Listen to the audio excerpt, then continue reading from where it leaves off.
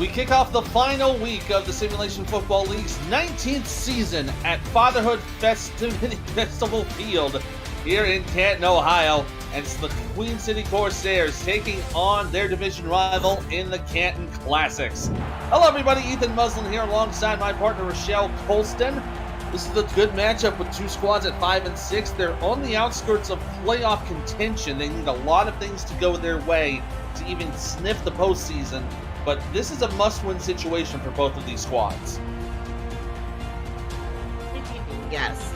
This is your second meeting this season. London, Canton won the first one 21-7. Unfortunately, these two teams are in the same division with London, who are now 11-0 for this season. So there's no chance of them winning their division at all. Yeah, it's a bit of an uphill battle against the Knights, who have just been absolutely on fire. Both these squads right now at 5 and 6. They need to get to 6 and 6 to have a shot at the postseason. Canton and Queen City kind of on the same side of the coin in terms of their offensive and defensive production, but Queen City's been allowing more points. You think that might be a factor for Canton? It could be. I'm thinking this game's gonna come down to defense, basically. Yeah, that you're absolutely right on there. Both Canton and Queen City average close to 25 points a game for their respective teams. And on scoring on the offense, they average around 20 to 22 points. So we're expecting a good, hard battle between both these squads, and I think you're absolutely right. The defenses are going to be a factor. Canton's passing defense, second in the league for fewest passing yards allowed and fewest passing touchdowns allowed. So that will probably be a big factor here. Canton to kick it away, with Rob Ems kicking it to the other side of the field to be taken inside the end zone. Right out to the 10, to the right side, over to the 20. They'll take it to the 22 with the return from Adrian Ellis.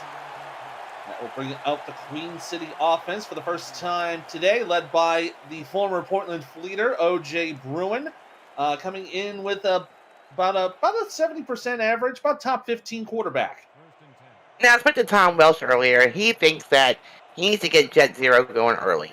That last week their running game wasn't that great, so they're depending on Jet Zero a lot tonight. They will go to Jet Zero here on the first play. Already a first down, and needs two defenders to bring him down to the 43.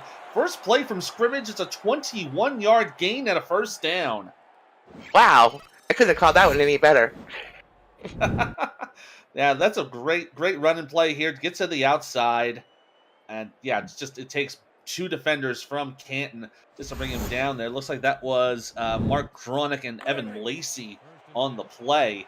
So one play for 21 yards. Going to set up 1st and 10 at the 43. Queen City going into the pistol set. They have two receivers, one tight end left. Bruin with time. Going to step up, going to run it himself. Gets up to the 49, a gain of 6 on that play. Will give us time to introduce the Queen City offense. We see O.J. Bruin, the quarterback. Jet Zero's the running back. Wide receivers are Adrian Ellis, William McDowell, Doug Spelling, and Deezer Powell. Tight ends are James Matthew Jr. and Stephen McMichaels. On the line at left tackle and guard are Robert Vale and Robert Cron, respectively. Now 2nd down and 4. They're going to hand off to Zero on the delay, and he'll get about 2 on the play. Gets into just inside Queen City territory to the 49. They'll set up 3rd down and 3. Yep, 3rd and 3. We'll probably maybe see Jet Zero here again. So now we're going to be the 3rd down and 3. We'll go back into that pistol set. Tight end left with 2 wide receivers. Only from 4 rushing from Canton. Pump fake from Bruin. Going to pass down the middle. Completed to Deezer Powell. And gets down to the Canton 33-yard line. A gain of 16 yards and another first down. Oh, and QCC's wasting no time here. They're moving the ball down the field very, very quickly here. Yeah, it's only been about 2 minutes so far in this drive. They're already inside the 35 of Canton. Going into the heavy set for 1st and 10. Hand off to Zero on the quick hand, and it'll be about 3 yards on the play before getting tackled down by Mark Gronick at the 30-yard line. That'll introduce us to the Canton Classic defense. On the line, you have Chris Porter, Mike All, Odette Boudreau, and Gary Bjorney. Linebackers are Mark Gronick, Gary Clem, and Adam Chance. Cornerbacks are Connor Darian and Jay Rock. The safeties are Frank Bernstein, Bob Funk, and Evan Lacey. Second down and 8. Shotgun set with 3 wide receivers. Bruin on the quick pass to Jet Zero to the left side. Barrels one man and gets to the 26 for another 4 yards. And once again, Queen City set up with a 3rd and 3. If they're playing with the use Jet Zero, they sure are doing that tonight. That's his 4th touch in 7 plays. 4th touch of the game, already averaging pretty good yardage, about 7 so far. They're down in 3 again, going into the 3 wide set. High snap for Bruin, has time, going to look down the field. It's bopped away and incomplete. And good defense on that play from Bernstein. He's going to set up 4th down, and we'll see Judah Dorgan to set up the field goal. Came in, just swatted it away. Yeah, great job by Bernstein, letting the receiver go and stepping in front of that play. It looks like the intended receiver was Doug Spelling. So this will set up if I'm doing my math correctly, this will be about a 43-yard field goal for Judah Dorgan, who is currently 29 of 31 on the season, 93.5% completion percentage on these field goals. And most of the kickers in the SFL are pretty good, and they barely miss, so that's about average. Nice little snap here now from the left hash on its way, and it is good for 43 yards. That'll put the Corsairs on top, 3-0 with Canton yet to get on the offense, and 7:55 to go in the quarter. So yeah, nice 3-minute drive from Queen City, puts up the first points. The important thing is they got points, and they protected the ball with no interceptions. Yeah, I think there was only the one incompletion, that pass knockdown from Bernstein. Other than that was pretty much a perfect drive. Dorgan now going to kick this away. Al Dillapre Sr., the returner for Canton, will take that from his own goal line. And up to the 20. And going to get wrapped up down to the 24-yard line. If you're new to the SFL, the Simulation Football League combines traditional sports, esports, and a role-playing game into one. Team strategies are being executed in real time by our simulations as real-life players compete on the virtual gridiron. For more information about the SFL, visit our website at simulationfl.net. The SFL, we put the fan in fantasy. So here comes Canton for the first time today. They're going to go in the 2-2 on first down. Cameron Curtis, the quarterback, throwing to the right side and complete to KJ Elation. That is number 81 of Canton. That is Jack Wall, the tight end, making the first catch. And it's a gain of 3. I also spoke to Mike Twinsbury tonight about this game, and he thinks he needs to limit turnovers. I also think he needs to get Rojo involved early. So both teams want to get their running backs involved very early in the game. Yeah, Robert Johnson, one of the top 10 in the league for carries, 229 runs here. This one intended for Wall, bobbled and incomplete. Ooh, bit of a hands issue there from Jack Wall. Couldn't haul that one in. Now 3rd down. It's unusual for a Wall, because usually he's pretty dead on catching the ball. Maybe he heard footsteps or something. Who knows? Yeah, prior to this game, 29 of 49 targets, so about a 60% reception percentage for Jack Wall. Now 3rd down and 7. Curtis is going to go in the shotgun, 3 wide to the right side, 1 to the left. It's a nice snap down the middle, and it's complete. No catch on that one. Twin screw the intended receiver there. Couldn't hold on to it, and that'll be a 3-and-out for the Classics. We went 3 plays and no Rojo. I'm surprised.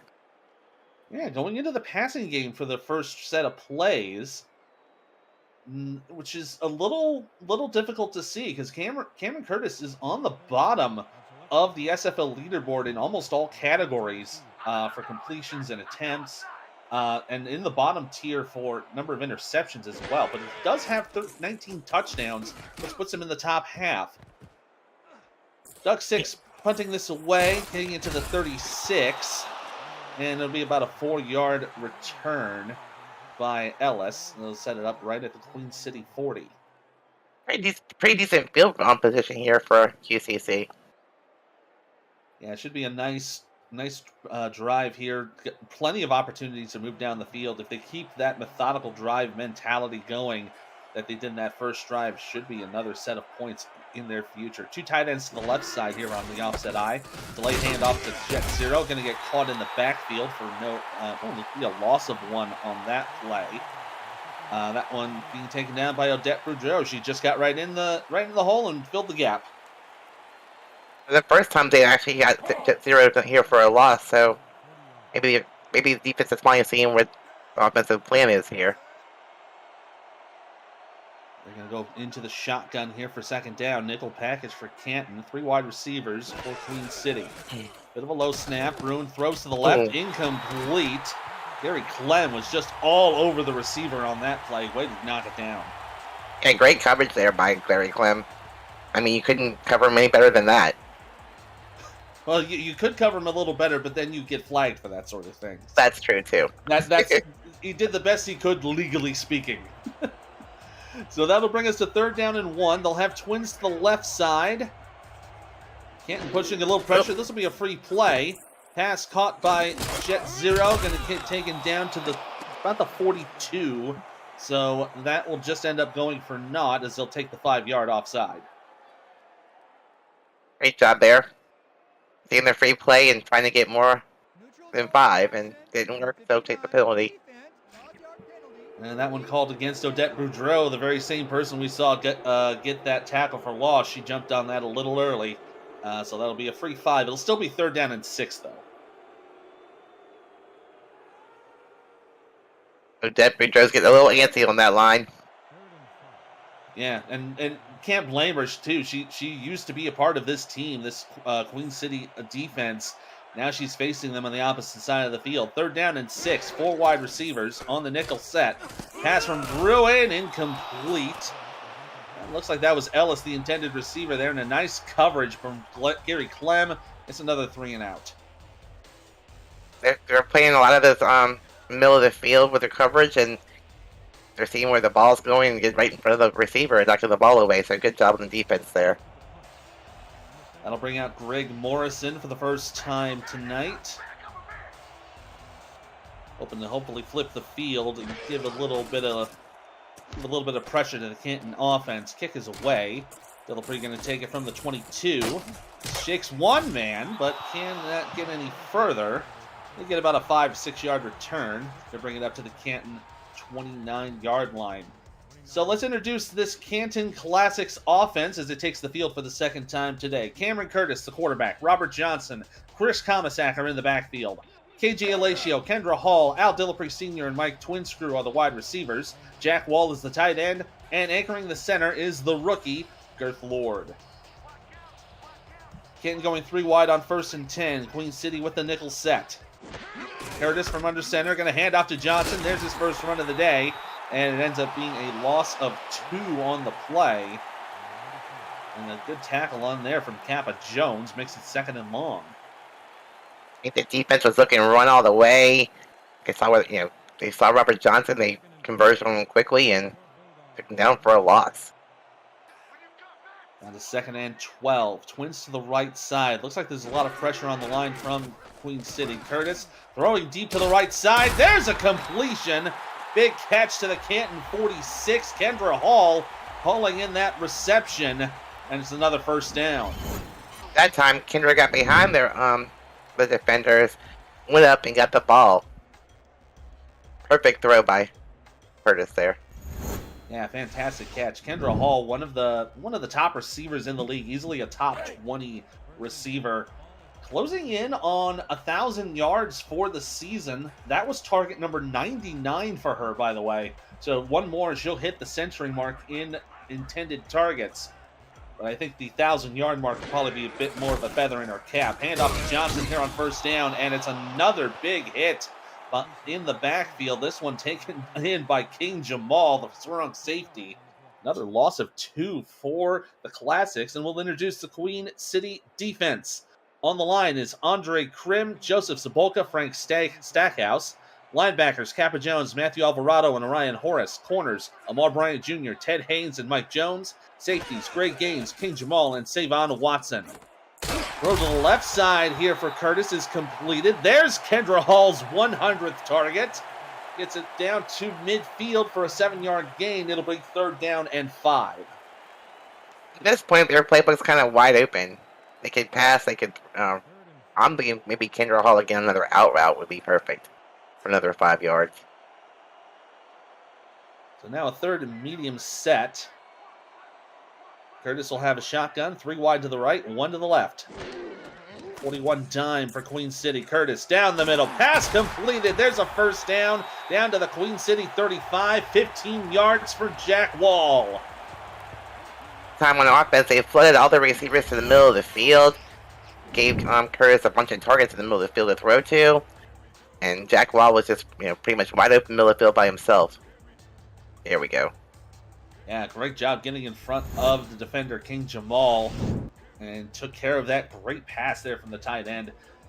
Sets up 1st down inside Queen City territory for the first time tonight. Curtis in the shotgun, 3 wide receivers. Only 4 being rushed from Queen City, but the pressure coming in from the right side. And it's a sack on the play. Loss of 8 yards from Andre Krim. And the O-line's guy would do a better job of protecting him. I mean, that's his 33rd. I'm sorry, Curtis has been sacked now 26 times on this season. The O-line's got to toughen up a little bit this game. Yeah, and you saw all the defenders there just shifting to their left and pushing on that side, and they were just able to push through the pocket and get into Cameron Curtis's face. Now dealing with 2nd and long, going into the 2-2. Curtis on the big step, gonna throw, got it away, caught by Johnson. Oh, excuse me. That was Robert Johnson making the catch. Gets up to the 39.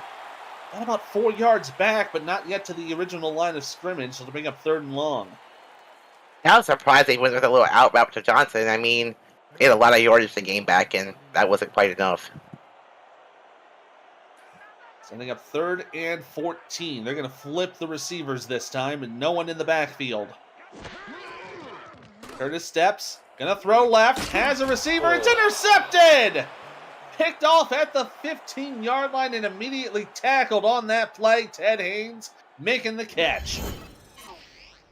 I think Cameron Curtis saw his receiver. The defender was step-by-step with him. Yeah, that was Kendra Hall, the intended target. And yeah, she was in front of Haynes, but Haynes kind of paused, got it, and while Kendra kept running her route, he got in front and just took that ball away. I was just a little bit underthrown, too. So now it's Queen City ball once again. Now 1st 10 at the 15. Going to delay the handoff to Jet Zero, who's caught just a little bit behind the line of scrimmage, but they'll say he got back just in time. Gronick there to make the play for no gain. It was a smart play to run the ball there. I mean, they're pretty much deep in their own territory. You don't want to force a throw and get an interception, or even a pick 6 at this point, so...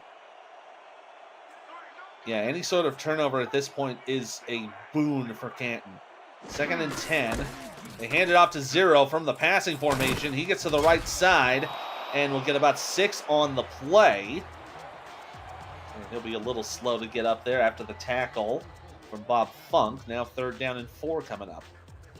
I think right at this point, QCC is sticking to their game plan. They keep using Zero. I think they probably will. They don't really need to do much else. I mean, OJ is a top 10 passer. It's pretty much kind of 50-50 at this point. Bruin gonna step up, gonna heave one down the middle, tipped off, incomplete. Oh, that was a dangerous throw there. Bob Funk in the coverage. Managed to get that one away, and that will force Queen City to punt. That was a very dangerous pass. Lucky that wasn't intercepted. Yeah, Bob Funk was just all over the receiver on that play. Great job getting that ball away.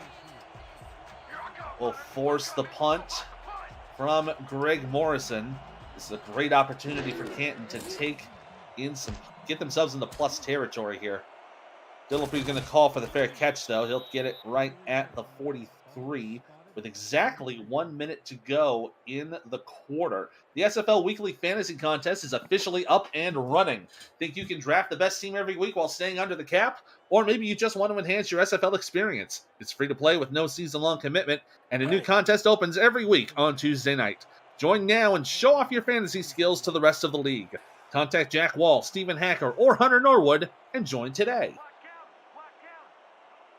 Canton going twins to the right here on 1st and 10. A little bit of pressure here. They're going to rush. Looked like they were trying to rush 5. Oh, and a great sidestep on the reception. Takes it right for exactly 10 yards and a first down from Mike Twins' crew. Yeah, nice catch and nice pickup of yards after the catch. So back into Queen City territory are the Classics. They're going to have 2 receivers. Looks like 2 tight ends right. Hand off to Johnson, who goes up the middle, pushes one down, gets another. Going to get stopped short of the first down. And that tackle from Andre Krim saving the first down for now, but it's 2nd and short.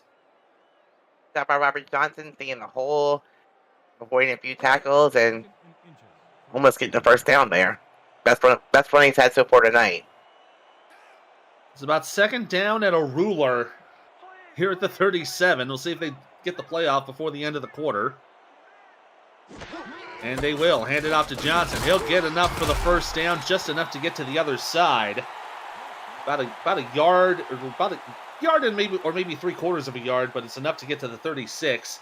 And a first down for the Classics. That'll take us to the end of the first quarter of play. Canton is not on the board yet, but they are moving downfield. They trail the Corsairs by 3.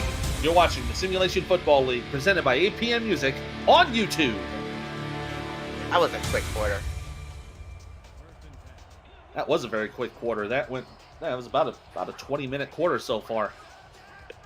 So we flip the field, started the second quarter here. 1st and 10 for Canton. They're going to go 4 wide receivers. Quick pass down the middle is incomplete, intended for Kendra Hall. She couldn't keep her hands on it and ended up bobbling it away. They're going to bring up 2nd down. Good job by number 21, King Jamal, making the big hit, making Kendra knock the ball loose there. Yeah, every time a defender can at least get a hand in and make that catch a little, just even the tiniest bit complicated, it turns a routine catch into a drop. Now 2nd down and 10. Going to go 3 wide with the offset eye. A 42 nickel from Queen City. Going to hand off to Johnson, who's caught in the backfield, tried to get away, managed to get at least back to the line of scrimmage before Alvarado and Gaines made the stop. That'll be 3rd down and 10. And Johnson's still having a pretty rough start here. He's only averaging 1.2 yards per carry. Yeah, it's been a rough go for both Curtis and Johnson on the offensive production side. On 3rd and 10, they're going to throw. Curtis down the middle, makes the catch to KJ Alacio. Oh, excuse me, no, that's Al Dillapre Sr. making the reception. Gets it down to the 23, and it's a first down. Now that time, it had to be a perfect throw in a perfect spot for him to be able to catch that without having defensive interference there, and it was a great job both by the receiver and the quarterback. Yeah, he got that just ahead of Dillapre and gets it to inside the 25 now. 1st and 10 at the 23. 3 wide to the right. They're going to hand off to Johnson up the middle. Going to get back to the 20, down to the 19. Got hit there from Savon Watson. It'll be a gain of 4 yards.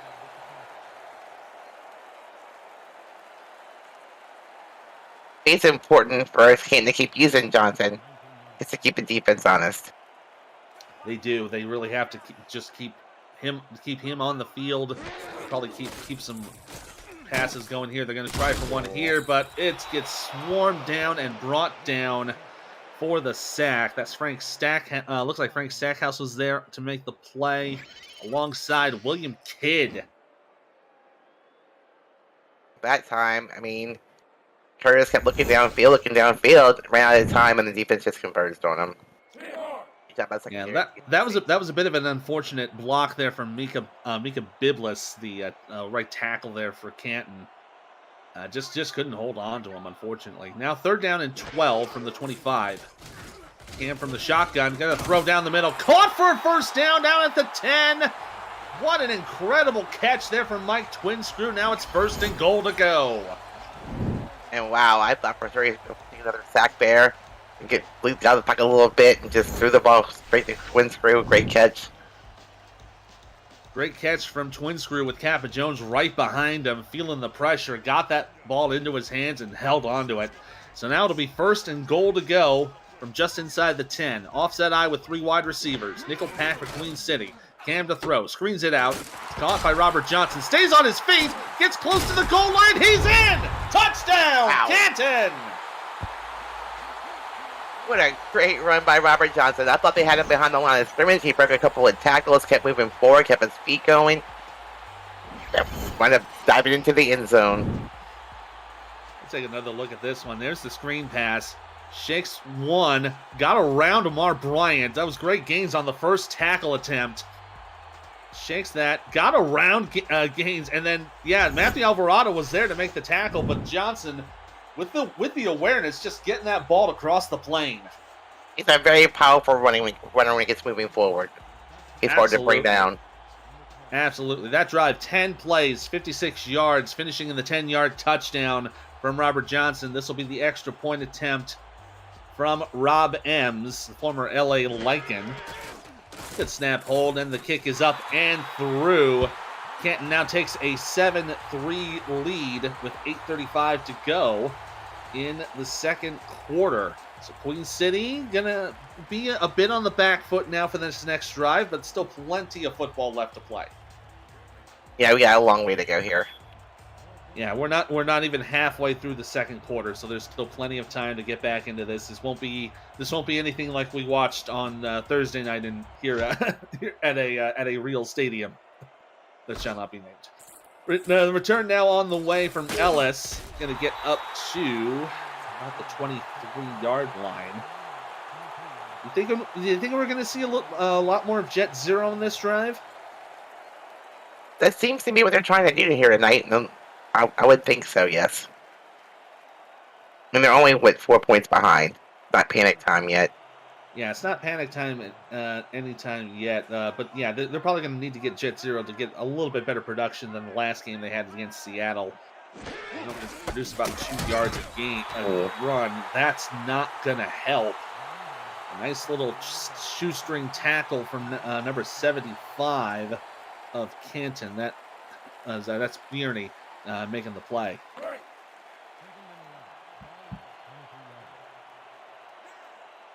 So now 2nd down and 11. They're going to credit it as a loss of 1. OJ's going to have 2 receivers and 2 in the back for the shotgun. Takes a snap, steps, pump fakes, going to throw down the middle, deflected and incomplete. Nice deflection there from Bob Funk. It's his 2nd deflection of the day. Now it'll be 3rd down and 11. The receiver kept running, and the ball was a little bit underthrown, which allowed the defensive play on the ball. 3rd down and 11. Offset I formation coming up. Oh, wow. There's a lot of classic defenders on the line. Good watch out for some man coverage here. Bruin's going to step back. Quick pass down the middle. Incomplete. That one intended for James Matthew Jr. A lot of coverage there from Mark Dronick to knock that away. Yep, they had that box stacked for sure. I don't know what they thought was going to happen there. It wasn't a run. They're very lucky. Defense was very lucky there. Now they'll force the 3 and out for Queen City. Bring Morrison back out to punt it again. And it will be Dillapre Sr. on the return. Have a side snap, but they'll kick it away. Fair catch signaled, and he'll take it right at the Canton 45-yard line. The SFL produces 400 live events each year, but don't miss community content creators and their creations. Tuesday, October 11th, join Dave Access and the Access Live crew as the show returns for a special Season 19 playoff preview show. To check out archived versions of community shows, visit simulationfl.net and click the logo of your favorite form of SFL entertainment on our homepage.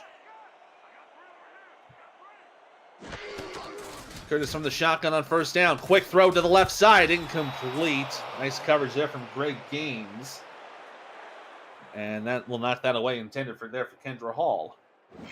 They continue to test secondary QCC, and so far they've been doing a really good job.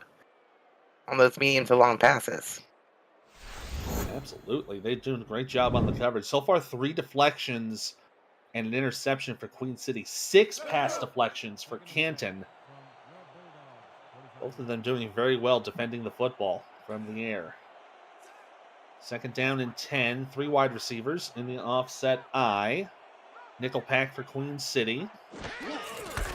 They hand it off to Robert Johnson. Right side. Crosses midfield and will get wrapped up by Alvarado. Be a gain of 6 on the play for Johnson, and that'll bring up third down and 4. Combination of bump coverage, and the cornerback stayed home and allowed them to get to Johnson pretty quickly. So now in Queen City territory, hoping to maybe strike and get some more points. On 3rd and 4, 3 wide versus a nickel. Quick step for Cameron, gonna screen it out to Johnson, makes the catch, stretches it for a first down, and gets out of bounds at the 41-yard line. A nice gain of 9 to move the chains. The cornerbacks are playing a little bit back. They gave Robert Johnson a little bit of room, and he just broke some tackles and got the first down. Great job there from Johnson just to stay on his feet and shed those tackles. Doing pretty good equally both in the air and on the ground. Currently totaling about 40 yards total production. 1st and 10 for Canton at the Queen City 41. Again, going 3 wide versus a nickel. Quick pass here to the right side is caught for a gain of 2. Got wrapped up there immediately from Jones. That's another catch for Mike Twinscrew. That was a surprising play to me on first down, but I thought for sure we'd probably see Robert Johnson some more, but they're mixing things up pretty well tonight. There was a 2nd down and 8. Twins to the right side. Cam going to screen it out to Johnson left. Has wide open room for a first down. He'll get it. Gets to the 30. And they'll say he got out of bounds at the 29. Pushed out of there from Alvarado. It's another first down for the Classics. They are moving down the field. That time there were no defenders on the left-hand side, and Robert Johnson just had open space in front of him. Now a new set of downs inside the Queen City 30. See if they can keep things moving here. 6:19 to go here in the second quarter. Canton hoping to go up by a full score. Curtis going to throw here on first down. Stepping up in the pocket. He'll run and slide down at the 26. And didn't see anybody open there, but saw a gap and took it and got himself a couple more yards. That's better than the sack any day of the week. I think it's the second time we've seen a quarterback run tonight here, so one from each team. All right, so now 2nd down and 7. Going to go 4 wide receivers this time, but they'll hand it off to Johnson. Left side run here, but gets wrapped up there from Savon Watson. Going to get down to the 23, and you see there Robert Johnson now averaging about 2.5 on the carries. He's doubled his average since the last time I looked. Yeah, Robert Johnson's average is usually about 2 1/3. Sorry, he was 2 1/3 last week. Usually averages about 3.5. So definitely needs to pick that up just a little bit. 3rd down and 3 with Twins to the right side. Curtis with time. Throws one right side. Oh, almost had Kendra Hall for the touchdown, but couldn't hold on to the football. And that'll bring up 4th down for the Classics, and we will see a field goal attempt from Rob Ems. I'm surprised. Kendra doesn't drop very many passes, and that was basically thrown right to her, so I'm surprised she didn't catch that one. Now we have Money M's on the field. So, yes, this will be a 39-yard attempt for Rob Ems. His field goal stats are pretty decent. 17 of 18. About a 94% completion rate. This one on its way. It is good.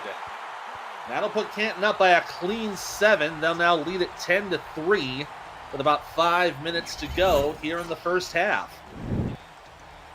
And QCC started off pretty well in their first drive and just kind of fizzled out since then. See if they can put something together here on offense. Yeah, Queen City's been having some struggles on the passing game. OJ is currently 2 for 8 for 23 yards. The only 2 receptions being one from Deezer Powell for 18, the other for Jet 0 for 5. So they'll have to do a little bit better than that on the passing game if they want to get a chance to get back into this. Ellis going to bring this one out across the 20. And he gets wrapped up down at the 22-yard line. This will bring up Queen City's offense once again, now trailing a clean 7. You see there, Canton currently leading by about 65 yards in total offense. Be first and 10 for Queen City. Going to throw here from Bruin, left side, completed. Brought down at the 31. They'll say it's a gain of 9 for James Matthew Jr. Now they're starting to spread the ball around a little bit. Yeah, I think they need to do that a little bit more. I think in the beginning they were predictable with Jet Zero. They need to open up their playbook a little bit more, start using more of their receivers and their tight ends, I should say. Well, that was James Matthews' 4th target of the game. Doug Spelling's had 2 targets. So they're going to have to start looking a little bit more. Jet Zero easily getting the first down. He runs up to the 37. That'll come up to about a gain of 5. You see there, about 31 yards of offense so far today. And right now it's only a 1-score game. But if Canton scores any more and they can't find a way to score, QCC would have to become more one-dimensional, which will probably hurt them greatly at this point. First and 10 now, offset I, 2 tight ends to the right. They hand it off. Oh, Jet Zero on the delay. Could not avoid the hit from Gary Clem, who gets him in the backfield for a loss of 4. And Gary Clem just broke through that offensive line and got to Jet Zero quickly there. That pushes them back down to the 33. OJ's going to go into a pistol set here. 1 tight end left, 2 receivers to the right. Little pressure being shown from Canton. They're going to rush 4. Bruin throws right side. That'll be completed. And out of bounds at the Queen City 42. And that is the first catch of the day for Doug Spelling. Now we're starting to see more people involved in the offense, which I think is a pretty decent thing now for QCC. Spread the field, make different weapons in your offense. Start using them all. Yeah, Queen City has some top receivers. They got James Matthew Jr. is one of the top receivers in tight ends in the top 10, and Doug Spelling's a top 10 receiver or near top 10 in targets and receptions. 3rd down and 5 from the pistol. OJ gonna throw right, gets the catch, and it's just short of the first down. Oh no. Doug Spelling got it and hauled it in, but they're saying he's short of the stick. I thought he had it there. Guess we won't see a replay. Yeah, it looks like he was probably had the ball on the wrong side of his body, and it didn't cross that line to gain. But they're going to go for it here, by the looks of it. They got an offset I, two tight ends right, 1 to the left. And Bruins going into the hard count. That looks like they're going to try to go for the jump. And they can't get it. They'll call a timeout. And rethink this. Great discipline there by the Canton D-line. Yeah, absolutely. Yeah, any sort of jump from that would have resulted in not just the first down, but going into enemy territory at that point. Wasting time out here doesn't really bother me. It's just the first half. Yeah, it's the first half. Plus, you're also closing in on the 2-minute warning, so you're pretty much getting into the time stop area. Anyway, so it's kind of a wash at that point. So those will bring out Morrison once again to punt it away. Good snap and kick. Delapre will fair catch it, and he takes it right at the 20-yard line. Canton holding a 7-point lead with 2 3/4 to go here in the first half. Hopefully gonna try to get down the field a little more and put up some more points before the halftime break. This is probably the worst field position Canton's had in a while. So let's see what happens here. It'll be 1st and 10 just inside the 20. 2 receivers right and left. Curtis steps back, throws to his left side. It's intercepted. Picked away by Ted Haynes. And he gets wrapped up at the Canton 18, so it effectively just flipped possession on the play. Ooh, that was a very risky pass, and the receiver was nowhere near the ball, actually. Yeah, Kendra Hall looked like the intended target. Ended up going down, but could not get away from it, and ended up making the tackle for the most part. So good awareness on her part to get back up and finish the play. But now it's Queen City football in the red zone of Canton. OJ Bruin gonna throw, screens it out to Jet Zero, gets back to the line, shakes one, and gets out of bounds at the 14. Will be a gain of 3. Basically, Queen City was given a gift right here. Imagine starting off in your red zone, in the Canton's red zone. I mean, wow. Yeah, this is a great opportunity for Queen City because remember, they got the ball to start the first half. Canton will get the ball to start the second. So any chance they can get to close the gap or tie the game will really shake things up for the second half. OJ to throw on second down the middle. Pass caught into the end zone. Touchdown, Queen City. Stephen McMichaels with his first catch of the game puts it in. Found himself in the end zone with nobody, near the end zone with nobody around him. Just basically walked to the end zone untouched. Yeah, he just waltzed in untouched. Great job seeing the receiver wide open and putting it into the end zone. That was a very quick drive. 2 plays, 18 yards. With the 15-yard touchdown from McMichaels, putting Queen City in the end zone for the first time today. And now Judah Dorgan to kick the extra point to tie it up. Good snap hold, on its way, and through. So that will knot it up at 10 apiece with 2:17 left to go here in the first half. Kind of an interesting turnaround for Bruin. Prior to, we were talking about him last, he was 2 for 8. Those last few plays he had finishing off of that touchdown, he went 5 for 5. Wow. Maybe he's finally settled in and knocked off all the nerves, I guess, in the game. Absolutely. Dillapre Sr. going to take this from the goal line on the kickoff. Going to bring it up to the 20, 25. Ooh. Shakes one. He's got to the 30, up to the 40, and a hit from Judah Dorgan puts him down at the 40-yard line. Wow, I thought he was gone. Wow, great hit from the kicker to stop that kickoff return from going to the house. Always love to see the kickers cover their own kicks. That puts Canton right on the 40-yard line. 1st and 10. 3 receivers, 2 in the backfield. Curtis with a quick throw, nearly intercepted. Almost brought in by Matthew Alvarado, but that will fall incomplete. Very lucky there that wasn't another interception, another 7 points going the other way. Yeah, I think things could have gotten off the rails in a hurry if that had happened.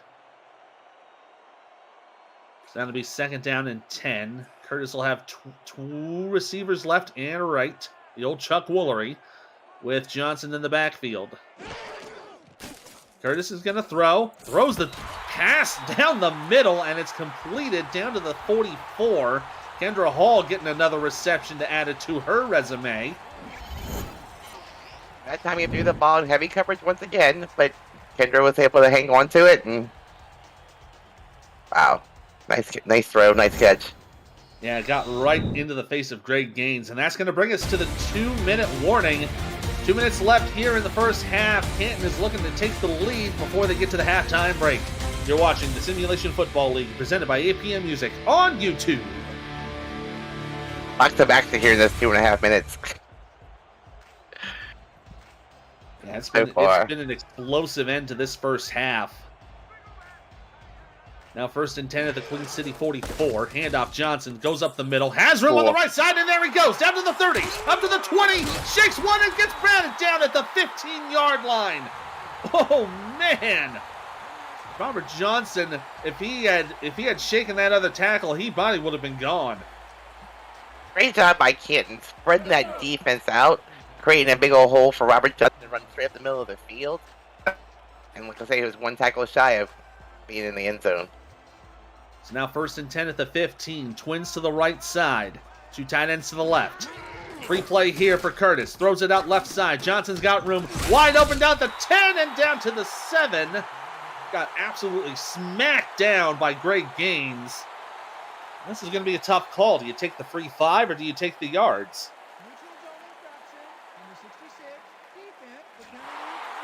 They will decline the penalty. That penalty was on number 66, Frank Stackhouse, on the offsides. But they will take the yardage, and it'll end up being second down.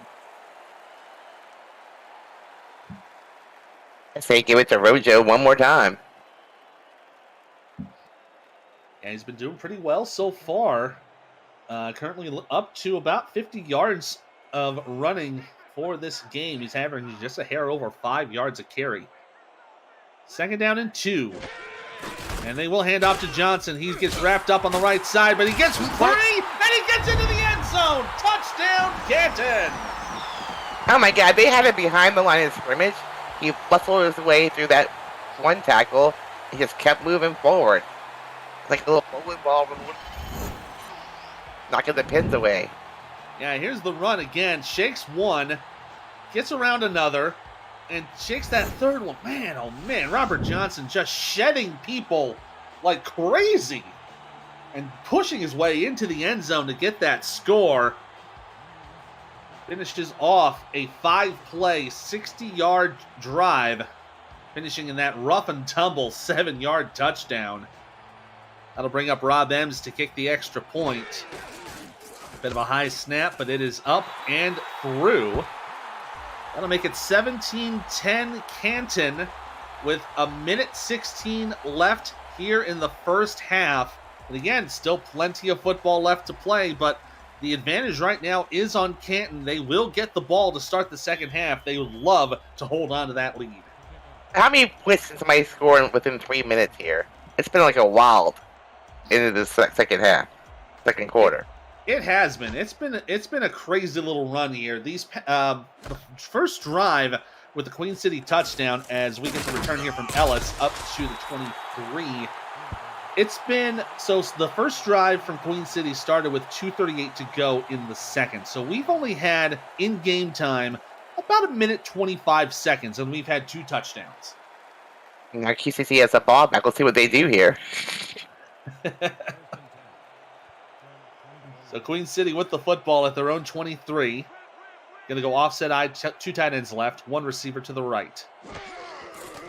Bruin going to throw, steps up left, throws a bit of a lateral, completed to Jet Zero, gets across the line of scrimmage, and gets out of bounds at the 31-yard line. That could have gone disastrously if Jet Zero couldn't hold on to that football, but turned it into a 7-yard gain. Yeah, I thought that was a broken play from the get-go. I was like, what is going on here? Then he threw the little out route to Jet Zero, and he just powered himself forward, got 7 yards out of nothing, basically. Yeah, you saw OJ, you saw the play break down a little bit to the right side, so he rolled left, going forward a little bit, and just ended up throwing that out and got positive yardage. Second down and 3. Bruin going to throw left, got the open receiver. Doug Spelling getting the catch down to the 41. That's a first down for Queen City as they go into the no huddle. Here's the snap for Bruin. Pressure coming. Going to get it away to the left. And another quick catch down to the 49. That's another catch there for Spelling. Gets to the gain of 8 just outside the 50. Everyone resets. Here we go again. Bruin throws left again. This one to Spelling again. He's down at the 43 of Canton. Another you need to get out of bounds. I mean, the clock is just ticking away. Call a timeout. Get out of something. They got 20 to go here. Pass here completed up the middle. Queen City will take their their second timeout. And that was a good reception there to Matthew Jr. Stopping the clock with 19 seconds to go. Frame that timeout now. If you think about it, it may hurt them here. I mean, they went to Doug Spelling 3 times in a row, and 3 times he could not get out of bounds. He was on the right route, but he just couldn't get out. Now second down and 2. Bruin to throw. Pump fakes. He's brought down on the sack. That'll kill some more clock. Now down to 10 seconds. And they're out of field goal range now. Looks like they might have been burning with the sack. 5 seconds. Quick play here. Dropped and incomplete.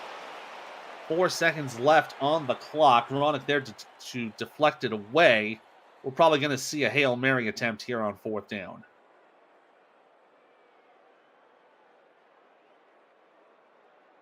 It's unfortunate they burned that timeout, trying to draw Canton off sides earlier in the game. They could use that timeout here for sure. And Queen City is going to punt it away. Morrison is going to give it up. I cannot agree with this play call. You figure you've only got a couple seconds left. You go for it. Try to get the pass out. And this one's going to be downed at the 4, but doesn't do much, unfortunately, as that brings us to the end of the first half of play. That's going to be a bit of a head scratcher going into the tunnel. One half of football is in the books. Canton is in front of the Corsairs. Both these teams trying to get to 500 and keep their playoff hopes alive. Canton currently leading Queen City 17-10. It's been a good, close battle with things really flaring up there at the end of the second quarter. Yeah, I'm still kind of bewildered about what just happened here. I mean, what's the worst thing you can do? Throw an interception? The clock was expired anyway. Who cares? But hey. Yeah, that's going to be a head scratcher for not just us, but for everybody in the SFL community trying to figure out why they would want to give up the football rather than try to go for the Hail Mary. It might have been maybe it was too close to try to heave it down to the end zone. You never know. But look at that was that first interception there. That was a great pass right into the hands of Haynes. Yep. If you were throwing through to the defender, it was a great pass. If you're throwing to the receiver, not so much. Yeah, and there's that run from Robert Johnson. That was one of 2 that he's had on the day. That just shows kind of the tenacity of Robert Johnson and of this Canton offense. They just barrel right through you. Well, Robert Johnson's like a bowling ball with like pins in front of him. He just keeps knocking them down as he runs down the field. Oh, absolutely. This was the interception from Haynes. That was his second interception of the day. And that would end up culminating with this Stephen McMichael's touchdown. That'd be the first time that they would get into the end zone all game. But it's been a good, close battle between both of these squads. Both of them still hoping to keep their playoff hopes alive. Both of them hoping to get to 500 and have a positive end to their season. And, if barring them, if a miracle happens, hey, you might smell postseason football in your future. Yeah, there's just so many things that have to happen for either one of these teams to make the playoffs. But hey, this is the SFL, and any team can win on any given day. So, this league, as I've learned over the years and such, doing commentary and watching games. If anything this league is known for, it is absolute, utter chaos. And you have to be here for it. Canton to get the ball to start the second half. Dillapre going to take this from inside his own end zone. Bring it out to about the 19, 20-yard line. Yeah, they'll say about the 20. About a 21, 22-yard return for Dillapre. On an effective slow touchback. Let's see what happened in the locker room at halftime. Let's see what adjustments these teams are going to make on the field. Have an interesting second half. Yeah, both these teams are doing pretty decently. They've had their instances of giving up the football on certain occasions, but they're still very much in it. 1st and 10 for Canton. Shotgun set for Cam Curtis. He's going to step, throws down the middle, pass completed to the 40. A 20-yard reception for Mike Twinscrew, and it's an immediate first play, first down. Canton's wasted no time here, starting with a big play on first down. 21-yard gain. Yeah, great reception there. Puts Cam Curtis to 160 yards passing on the day, comparing to 104 for OJ Bruin. The only blemishes that's been happening on the passing side have been on Cam's side with 2 interceptions. Run here from Robert Johnson, barrels over Greg Gaines, but cannot escape Ted Haynes, and he gets a gain of 7 on it. Yeah, I'm glad to see that they're getting Robert Johnson more involved now on the offense. I think it'll help them in the long run. That gives Robert Johnson a total of over 100 yards of total offense so far today. Hand off to Johnson on 2nd and 3. Shakes 1, shakes 2, gets the first down, and gets wrapped up from Matthew Alvarado, stopping him at the Queen City 44. That'll be another first down. And they're double teaming him, triple teaming him, and they just can't bring him down the open field. They're swarm tackling him at this point.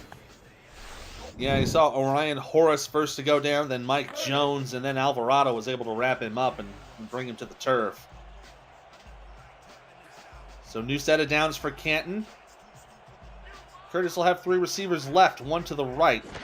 41 dime set for Queen City. Throwing the deep ball, and it's caught and intercepted! And right back into the hands of Queen City. It's Ted Haynes again. Interception number 3 for him. Give that man a hat trick there. Wow. And just stepped right in front of KJ Alacio. Takes that ball away. That's a momentum shifter for Queen City. They have an early opportunity to possibly drive to the end zone and tie this game. Yeah, came at the perfect time because Canton was driving. It's now first down and 10. From the heavy set, Jet Zero gonna go nowhere on that play. Let's say he only got back to the line of scrimmage. Nice tackle on the play from Chris Porter. Now 2nd and 10. I think it's time for QCC to open with their playbook and start passing the ball a little bit more here. They've got Jet Zero's number right now. Yeah, Jet Zero, 10 attempts, 29 yards. He's averaging just a hair under 3 yards a carry. That 20-yard long gain, really the only reason he's got a good number there right now. Jet Zero going to shed 1, and again back to the line and nothing further. Gary Clem this time, the one getting the stop, and that's going to bring up 3rd down and 10. Yeah, this is just not working right now. The power runs are not working for him. They need to start throwing the ball down the field. Yeah, they're going to have to do it on this one. Twins to the left side, 2 tight ends right on 3rd and 10. Bruin to throw. Going to go left. Pass completed. Doug Spelling getting the catch. Get down to the 25. And it'll be a 6-yard gain, but that's about it. And that'll force a 3-and-out punt. Yeah, you're 3rd and 10. Throwing a little out route. Not going to happen. But it was a conservative throw where you couldn't throw an interception, so there is that. Yeah, so this will be out of the last 5 drives. Excuse me, I'm doing the math here. 1, 2. Yeah, the last 6 drives, 5 of them have ended up going 3-and-out punts. And that's going to be a fair catch there for Canton at the 42-yard line. The SFL Minor League is about to begin. Games kick off Friday, October 14th on the SFL YouTube, and it's not too late to create your player and get them involved in the next rookie class. Season 20's draft takes place December 17th and 18th, so don't miss out on your chance. The sooner you create your player, the better your player will be on draft day. Visit simulationfl.net for more information. Little run there from Robert Johnson on the right side. He'll get to the 45 for a gain of 3 and got wrapped up there by number 94, Kappa Jones. There's Rojo once again making something out of nothing because he was caught behind the line of scrimmage again. That's kind of the MO of Robert Johnson, getting in a little bit of trouble at the line, then just shed it and go for some big yards. 2nd and 7. Cam's got 2 and 2 with Johnson in the backfield. Gonna step, throw down the middle, knocked away, incomplete. Mike Jones got right in front of that and knocked it away. Yeah, QCC's heavily defending in the middle of the field. That was a very dangerous throw. Yeah, I mean, if Jones had been there a little bit later, that could have just fallen right into his hands. So that'll be 3rd down and 7. Curtis with 3 wide to the left, 1 to the right. 41 dime for Queen City. Makes the snap. Gonna look, under a little pressure, gonna run forward and gets down to the 47-yard line. Didn't go for the slide, tried to get as much yards as he could before Mar Bryant Jr. got to him. Now Canton's gonna have to punt it away.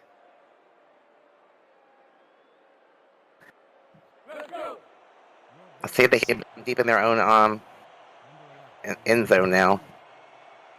Well, a decent punt could be possible here. Could easily put, if it goes well, could easily pin them inside the 10. Bit of a low snap for Doug 6. He'll kick it away, and it'll be returned at the 15 and wrapped up down at the 18-yard line. Bit of a 3-yard return on that punt for Ellis to set up Queen City just inside the 20-yard line. Let's see if Queen City can set up a little more progress here, as it's turning into a bit of a battle of field position in these last few drives here in the third quarter. 1st and 10, offset I formation, 2 tight ends left. Bruin to throw, he's going to step up, gets it away, and a little bit of yardage on that play, as that one is hauled in by number 45. That's Edward Teach, the secondary fullback. The main fullback there. That is Edward Teach. So it's now 2-yard gain for 2nd and 8. And huge hit by Larry Clem.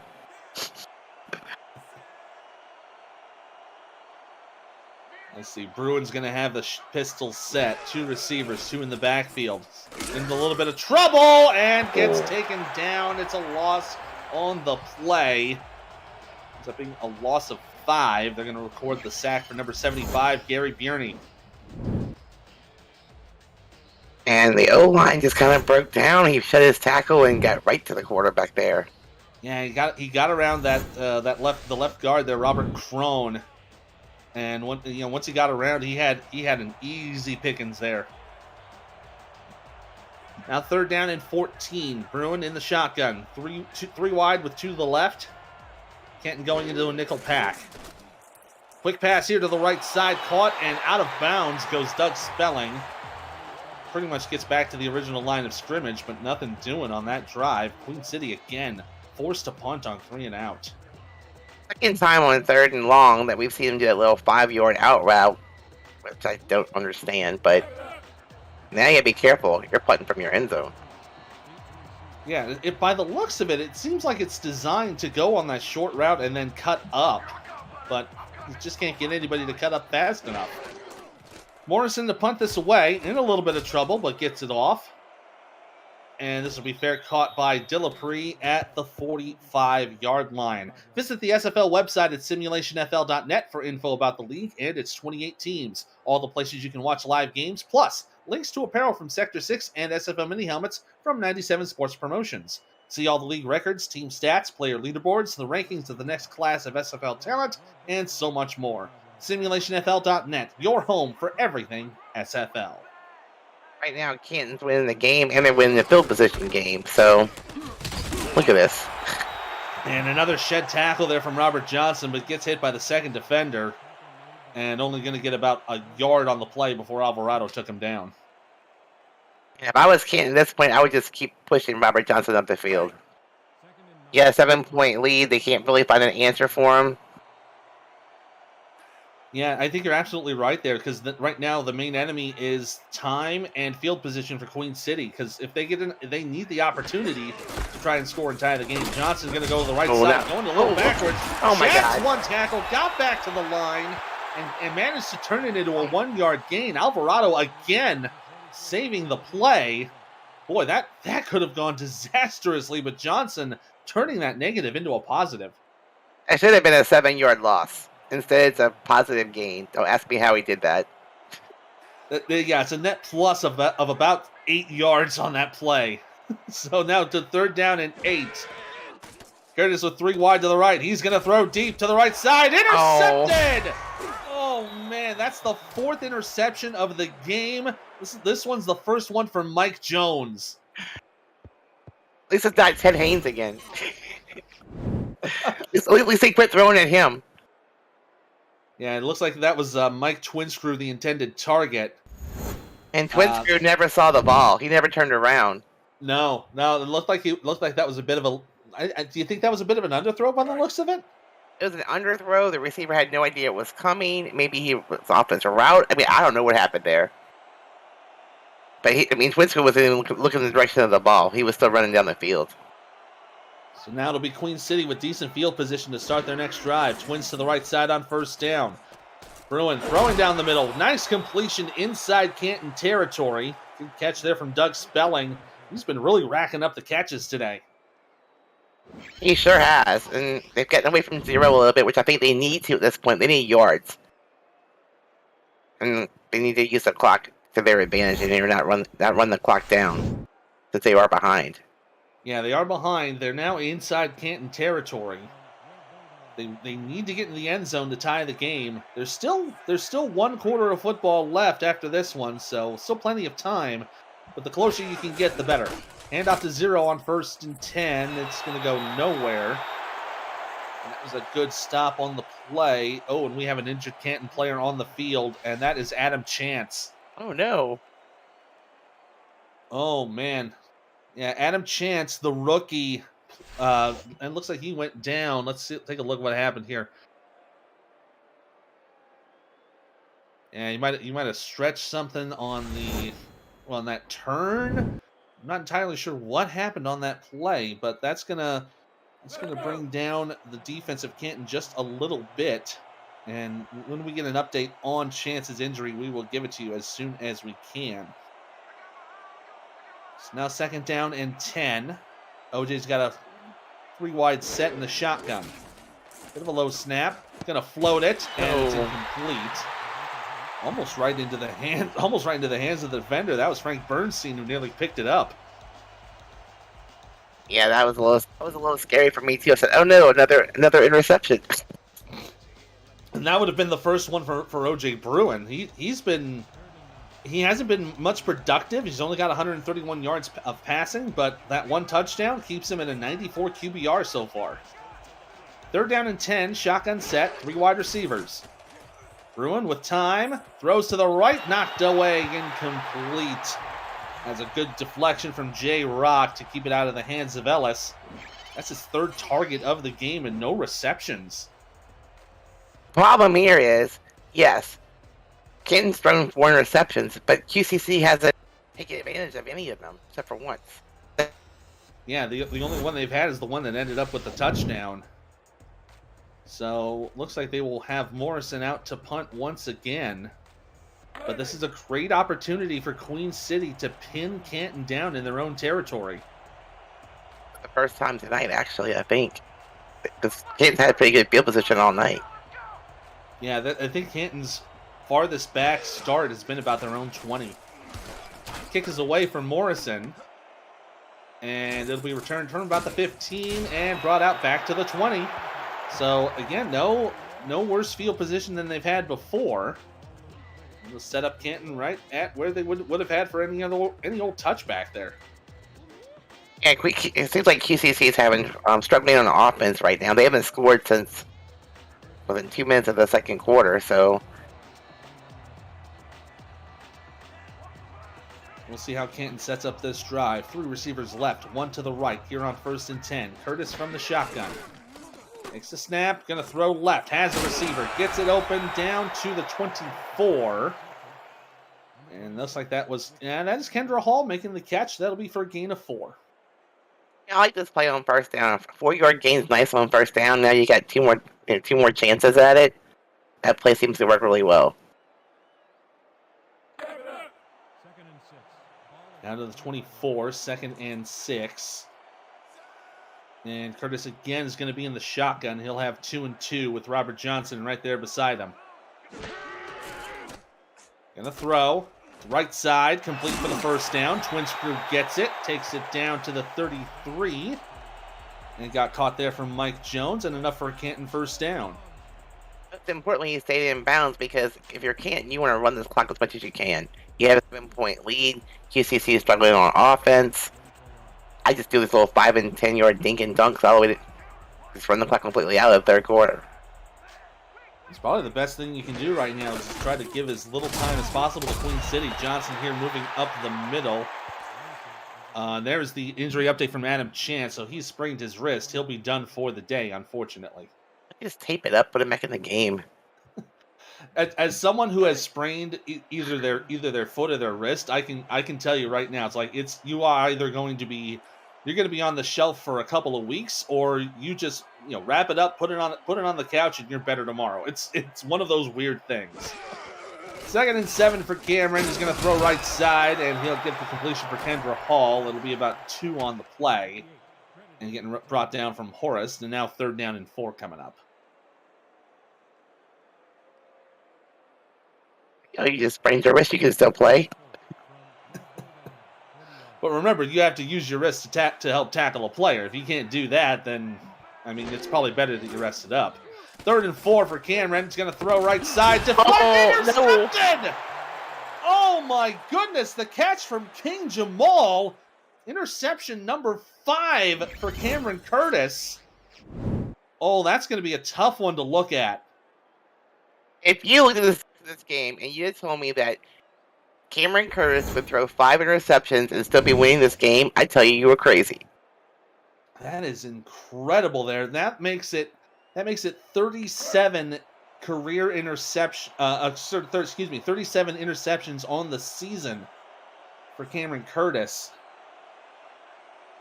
And that was the thing we were worried about. He was in that lower 5 in the interception category and the yardage category. Jet Zero with room to run down to the 30, to the 25, to the 23-yard line. Big run there for Jet Zero to put it inside the 25 of Canton. That time he found a huge hole, had some great blocking, and just powered forward. Until he finally got caught up by the defenders. Yeah, Bob Funk managed to get there and wrap him up. Jet Zero right now just only about 59 yards of rushing on the day. But they've been good. Ruin the throw here on 1st down the middle. It's picked away from Canton. Oh, no. It's right back into their hands, right back down at the 20. Picked off that time by Mark Gronick. And that is effectively a wash on the last few plays. Wow. That's his first interception of the day, too, correct? Yes. Yeah, that is the first pick of the day from O.J. Bruin. Brings his QBR down a little bit, but he's still been doing better than Cameron Curtis. Total of 6 interceptions from both these quarterbacks tonight. So 1st and 10 again from the Canton 20. I formation with 2 receivers to the right.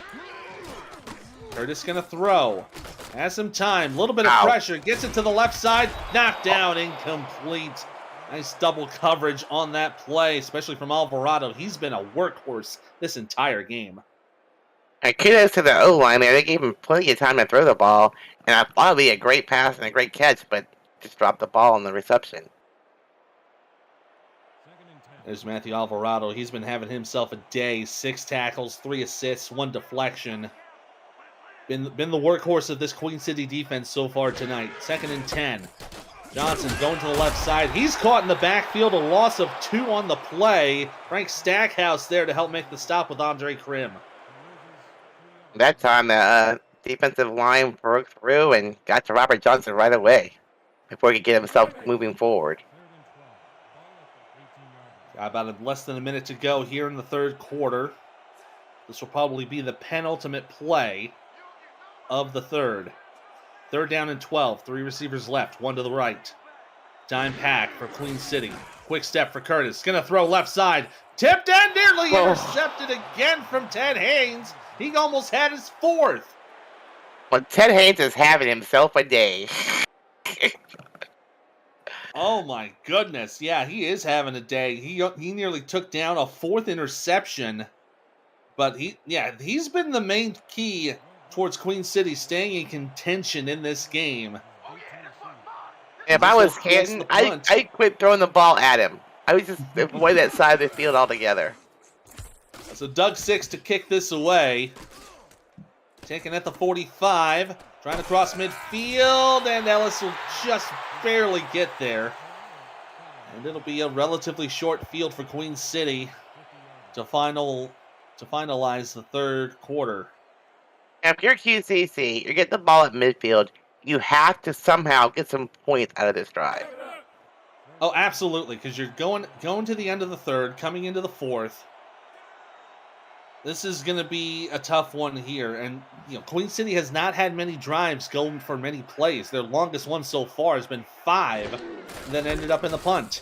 Jet Zero going to run to the right side. He'll get the 1st down. This one up to the 35 and a 15-yard gain for Jet Zero. Brings it up to the 35 and a 1st down. That's what QCC needs right now. They need Jet Zero to make some big plays happen for them. Yeah, it's good blocking there on the right Great side as blocking. well, giving them some room. Ends up getting wrapped up and brought down by Gary Clem.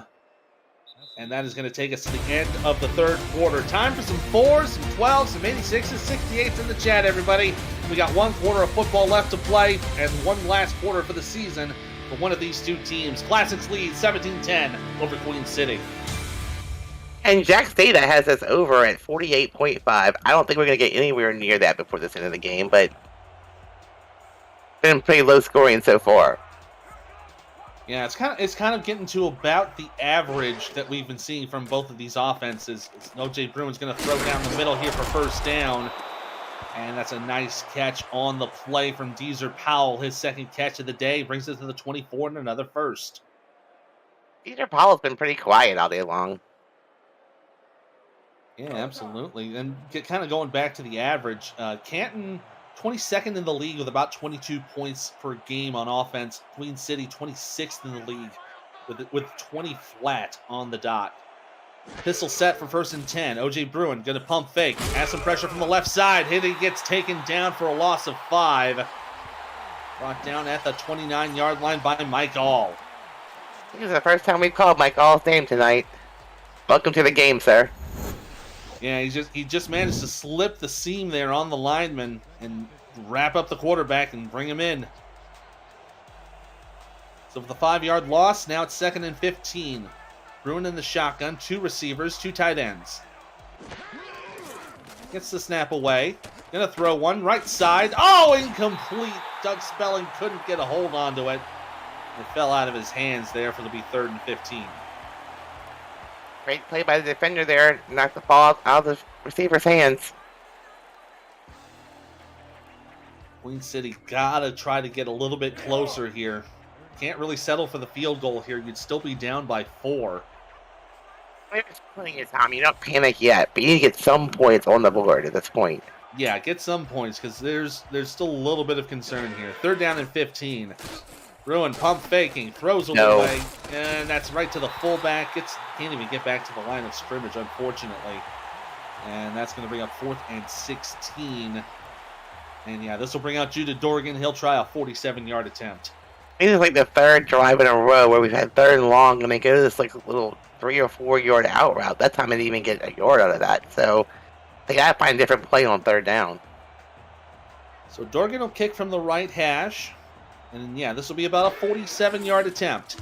Good snap and hold. Kick is on its way. It's good.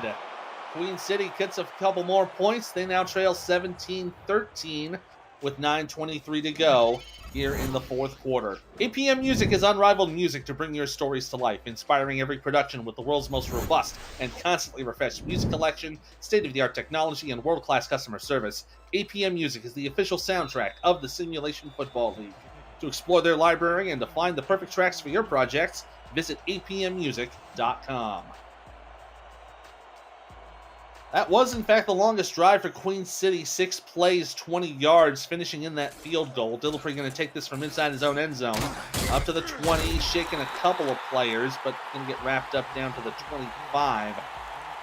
That's been the big concern. Just, Queen City's, hasn't had much going for them in terms of any drive production after that, after this being the longest drive of their second half for them, the longest they've had all game has been about 8 plays.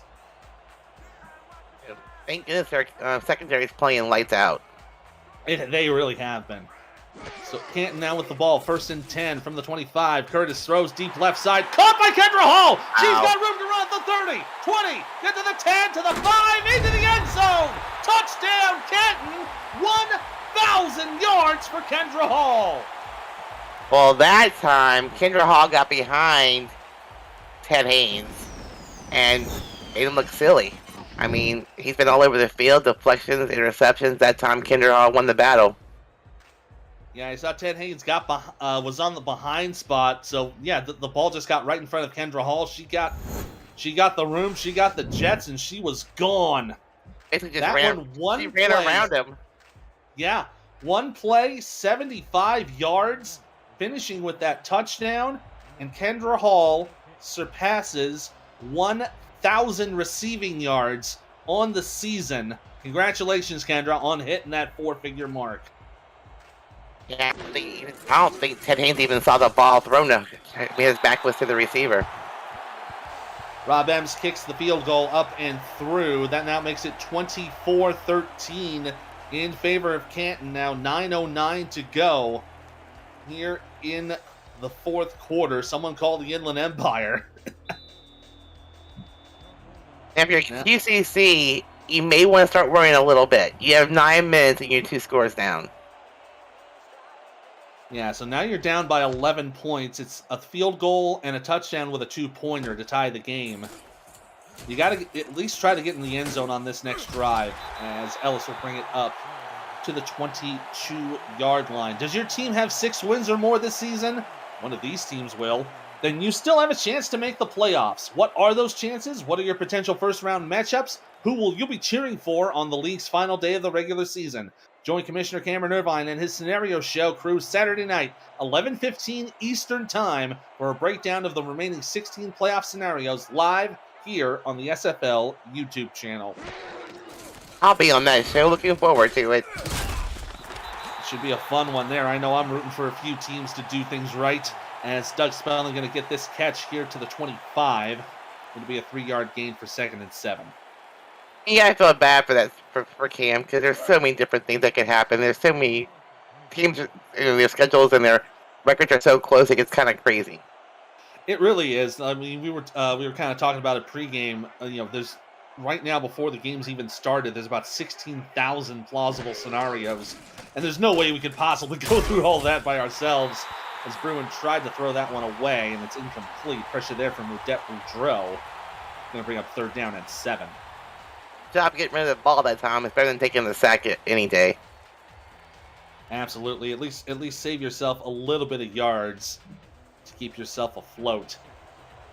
It's now 3rd down and 7. It's going to be 3 receivers left, 1 to the right. That's a tight end flex on the right side. They're going to hand off to Jet Zero. Barrels over 1, gets the first down and more. Gets over to midfield and down to the Queen City 48. Oh, could not get away from Frank Bernstein. Otherwise, that would have been a Jet Zero touchdown. There's a little bit of referee interference in there, too. There we go. Barrels through 1. Oh, man. Man, oh, man. Yeah, got through one of the defenders there and just kept on going. I mean, once Jet Zero moves, he's a big running back. He can just pull people over, really. Absolutely. New set of downs for Queen City. Now at their own 48. Pass to the right side. Completed! Run down by James Matthew Jr. down to the Canton 22. Oh, man. That was an incredible play for a gain of 26. So we have a run by Jet Zero for 27 yards. A pass for 26 yards. Where's this offense been all game? It's not dead. It's just resting. So a great offensive explosion here from Queen City. Now they're just outside of the Canton red zone. Pistol set, twins to the right side for 1st down. Bruin, pressure coming from the left side, and he gets the pass into Spelling's hands somehow. It gets it to the 14 and out of bounds for an 8-yard gain. I was about to say that's a very dangerous throw, but somehow they made the completion. Awesome catch. Now officially inside the Canton red zone. For the first time in a long time. Yeah, 3 receivers to the left, tight end flex to the right. Handoff, Jet Zero up the middle, bangs through 1, gets the first down to the 11-yard line. Stop there on the play by Frank Bernstein once again. Bernstein almost took his head off there. Knocked back so hard. So just outside of the 10-yard line. It's not 1st and goal, but it might as well be. Going to go into a heavy offset eye. Little pressure on the line for Canton. They're going to delay the handoff to Jet Zero, and he'll only get back to the line. They'll actually credit him with a bit of a loss on the play. And then that was a decent tackle there from Mike All to set up 2nd and long. And to me, at this point, this is 4-down territory. You have to score here. You have to score something. You do have to score something. A field goal would not be ideal, but it would make it a one-score game. Going to Twins to the right for 2nd and 11. Canton rushing 4. Bruin in with time. Right side. Caught out of bounds by Spelling. I'm going to say he did not get it. It's incomplete. We might see our first challenge of the day. I want to see a replay for sure.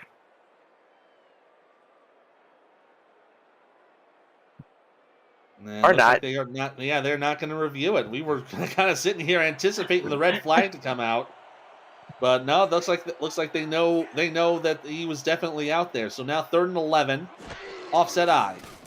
Bruin to throw under pressure. Oh, no. Cannot get away. He's brought down at the 17, and a big sack on that play from Odette Boudreau. Yep. He's been a wrecking ball in the defensive line there. He's been not Bruin's friend. And that marks the 5th sack of the season for Odette Boudreau. So a nice little feather in her cap to finish off the season. So Judah Dorgan will kick the field goal here. This will be about a 33-yarder from about the left hash. Good kick on the way. It is up and through. So it makes it a one-score game, but Canton still holding the lead by 8. It's now 24-16 with about 5.5 minutes to go here in the 4th quarter. Wasn't the best thing that could happen, but they did get points on the board. Now the defense is going to come out and make a big stop here. Yeah, defense has to make the stop. And the offense has to get back into the end zone and then put up 2 points to be able to tie it up. Dorgan kicks it away. Dillapre is going to take it from the 2. Running up to the 20 and get brought up to the 26-yard line. The final week of the SFL regular season continues tomorrow, and you can catch all the drama, the most critical games to the playoff picture at 6:30 p.m. Eastern when Vegas meets Arizona for the West Division title, and Sunday at 8:45 Eastern when Sioux Falls battles Tulsa for the Central on Next Level Sports. For a channel guide and more info about Next Level Sports, visit nlse.com. Canton hoping to ice this one here on 1st down. They screen it to Johnson. Goes to the right side, and he'll get pushed out of bounds at the 33. And a good gain of 7 on that play before getting pushed out by Horace. You can't do anything crazy. I would just be happy with the little 5-yard toss play. Out routes or 5-yard runs. I wouldn't try to go down the field at this point. You can't afford to throw an interception now. Yeah, you can't afford a turnover. You can't really afford to give Queen City a lot of time. And that's what they really need. They need time, and they need field position to get back into this. 2nd and 3. Handoff to Johnson. Goes a little bit up to the left side. Ow. I'm going to say he's short of the 1st down. Tackle there from Andre Krim, preventing the 1st down for the time being. Yeah, I thought that on their last possession. Also, then they threw that 75-yard reception. So I was like, oh, well. That's what I get for thinking. So now it'll be 3rd down and a postcard. Hand off to Johnson. Goes up the middle, gets the 1st down, and will push himself to the 40. Nice gain of 4 yards to keep it in Canton hands. Like I said, I like what Canton's doing here. They're burning the clock. They're using their weapons. They're not getting crazy. They're not going to, have Cameron Curtis throw another interception down the field, which they really can't afford. Yeah, they really can't afford another pick. Like I said, any sort of interception, any sort of fumble that falls into Queen City's hands is a golden opportunity for the Corsairs to tie this game. A bit over 4 minutes left to go here in the 4th. Twins to the left side for 1st and 10 from the 40. Cam Curtis, quick step, throws down the middle, complete to Kendra Hall. She'll get to about the 46. Add a little bit more yards to that 1,000-yard mark, and she gets a gain of 5. They calling here. Like I said, 5 yards, 5 yards. Tick, tick, tick. Yeah, and that's all they really need to do. Just really wind down that clock, hold on to the ball, and if you have to give it up to Queen City, make it as difficult as possible. 2nd down and 5, now 3.5 minutes to go. Heavy set here with 2 wide receivers. Curtis still has Johnson in the backfield. Milking that clock. They'll hand it off to Johnson. Left side. Gets a block. Pushes in for the first down inside Queen City territory. Nice little run there for about 6 yards. Moves the chains once again. Great job by the offense to spread that defense on the field, giving Robert Johnson room up the middle. Again, they're just taking their time, going as methodically as possible. And look at that. We're already down to 3 minutes to go. First down and 10. They're going into a 2-and-2 set. This might be a little concerning. Curtis might be going for a pass here. Oh, why? Lots of players from Queen City on the line. They'll hand off to Johnson. He'll get a couple of yards. That was a bit of a hey, you got us there, not gonna lie. Nice 2-yard gain there from Robert Johnson. Like I said, they're spreading the defense out where it gives Johnson opportunities up the middle. So I mean, it's a great offensive plan there. Absolutely, but Queen City's going to have to really start holding the offense here. They're going to have to force a 4th down at some point. This time is winding down. We're closing in on the 2-minute warning. 2nd down and 8. Twins to the right side. 2 tight ends left. They'll have to get the snap off here before the warning. They will. Curtis going to throw. Right side. It's called incomplete. Kendra Hall couldn't hold on to it, and that'll take us to the 2-minute warning. 2 minutes to go here in Canton. They're hoping to keep their playoff hopes alive. They lead Queen City 24-16. You're watching the Simulation Football League presented by APM Music on YouTube. Let's see, we have another exciting 2 minutes of football here. 2 minutes to go here in Canton. Ethan Muslin, Rochelle Colston here on the call. Tyler Falk, Chris Porter doing the stats and making us look smart, and we always appreciate you guys for that. Robert Johnson, right side here, cannot get to the first down marker. He's short to the 40. Queen City will take a timeout, but they do make a 4th down situation. So if you're Canton here, you have to punt. You gotta punt and pin them deep. And that's exactly what they're going to do. They will set up the punt for 6. And this is a decent chance to pin them down inside the 5. And they will go for the coffin kick. They'll let this go. It'll bounce at the 6. Bouncing at the 2. And he goes into the end zone. That'll be a touchback. So an opportunity to pin Queen City down goes for naught. And the Corsairs will have the ball at their own 20. They have 80 yards to get to the end zone and 1:47 to do it. 2 timeouts. I mean, it's very doable. Absolutely doable here. Queen City's going to start with 3 receivers to the left, with one of them in a tight end flex. 1 receiver to the left. Excuse me, 3 set to the right. Bruin going to pass down the middle. It'll be completed. And that's a good catch from Matthew Jr. for a gain of 9. And they're going into a no-huddle set. Bruin to throw again. Going right side. Oh, it's intercepted! Oh, and this could be trouble. It's going to go all the way! Touchdown, Canton! And it's a pick 6 for Frank Bernstein. Wow. Frank Bernstein was just sitting in the middle of the field, and the ball was just basically thrown right to him. And that is his first ever pick 6 in his SFL career. The former Toro just got that ball and he was gone. What a huge mistake by QCC there. And that might be the dagger, as Canton now holding on to a 14-point lead. Now soon to be 15, barring the extra point from Rob Ems.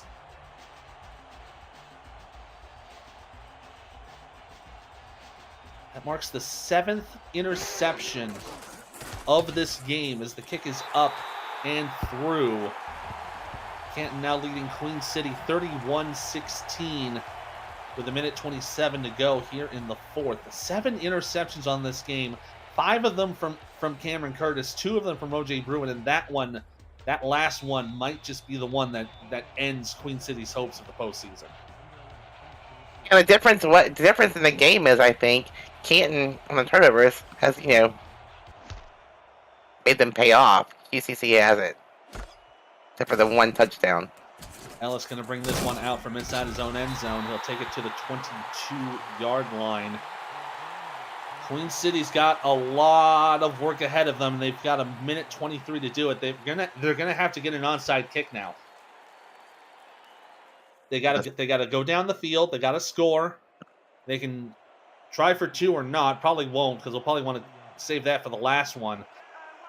They can get back to within 8, but then they're gonna have to get the onside kick. 1st and 10 for Bruin from the shotgun. Quick pass to Jet Zero, right side. He'll get it completed. Steps out of bounds at the 27. That'll stop the clock with a minute 19 to go. I don't think those kind of plays are going to cut it to do this.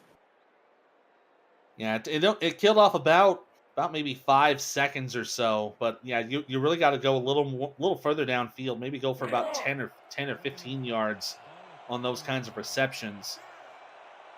I like the sideline play, like getting out of bounds, but you don't have time to do this all the way down the field. Absolutely right on that. Bruin now in the pistol. Twins to the right side on 2nd and 5. Stepping back, throws to the right side. Oh, nearly intercepted again. There's Adam Chance. He's back out on the field, got it back into the game, and knocks it away. They just take them up and send them back out there, like I said before. There you go. That's what we were talking about. Just gotta wrap it up, and you're all set. Rub some dirt on it, put him back in. Now we got 3rd down and 5. Heavy set here. Bruin on the quick step, under pressure, gets it away. Oh, and it's incomplete. Oh, could not hold on to that. That's one of the secondary receivers, if I remember correctly. That's number 87, Samuel Axe, secondary tight end. So now it brings up 4th down and 5.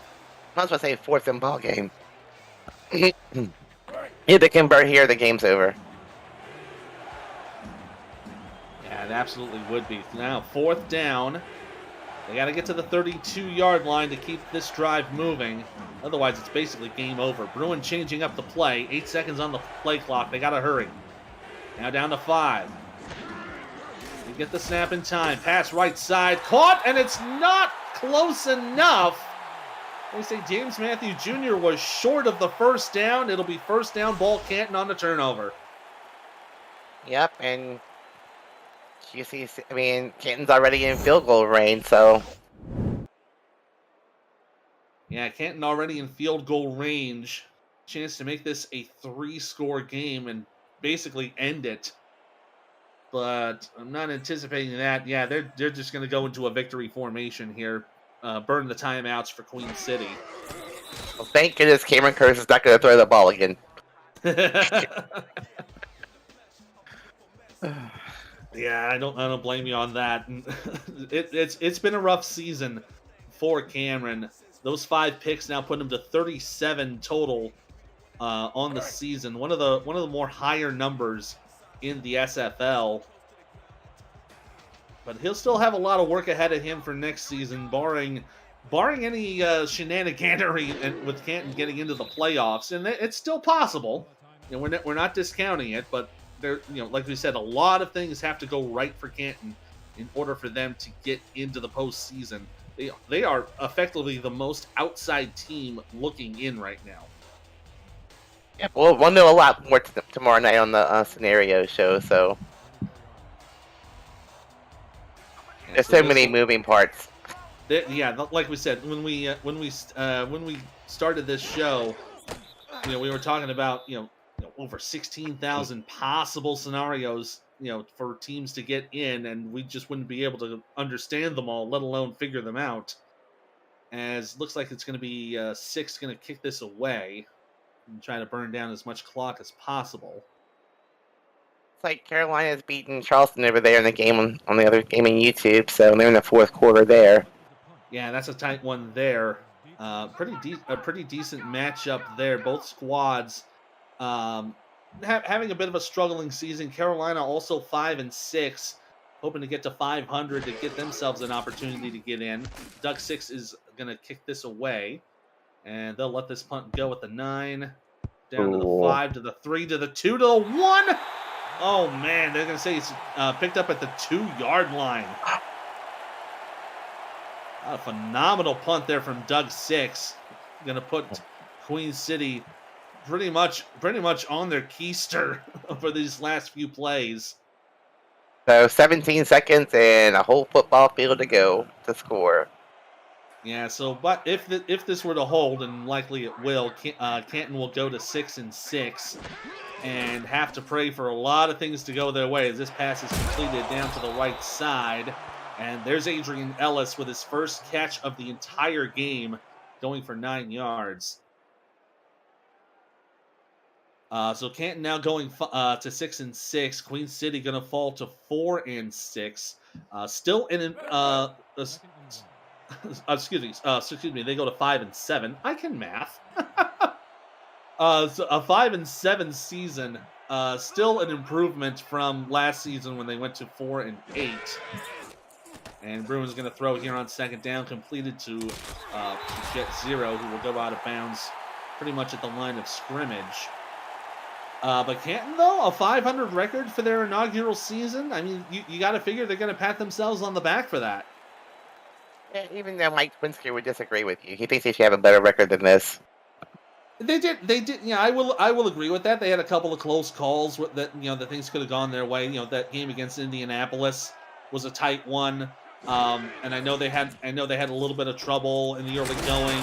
Everyone kind of mocked them as can't win, but they pulled off a full 4-game winning streak, and they managed to prove themselves to be pretty decent. Zero's on the clock here at Fatherhood Festival Field. Canton goes to a 500 record. They defeat the Queen City Corsairs 31-16 to finish out their first season here in the SFL. And look at those numbers: 5 turnovers for Canton, 2 for Queen City. But it didn't matter. Queen City still got the job done. Well, I'd say we can discuss the player of the game, but I don't think we really have much of a choice. It's gonna be Rojo. It could be one of anything. You could call for Robert Johnson. You could call for Kendra Hall. She had herself a pretty good game. Even with the 5 interceptions, Cameron Curtis still had himself a pretty decent day. 21 of 36 for 263. Could easily be on his end. It's gonna be a tough call, but I think it's gonna be easily one of those 3 players. And then, oh man, that big interception from King Jamal, that was an amazing catch there. And, I almost want to give it to if it was QCC winning to their defense, but yeah, no, I would be in agreement on that. Their defense did a great job of keeping them in the fight, but then they just didn't have the opportunities to make things happen, and that's the unfortunate part of it. Just they weren't able to score at pretty much any point on offense. A lot of their drives ended up going 3 and outs, or maybe they'd get 1 first down and then 3 plays later have to punt.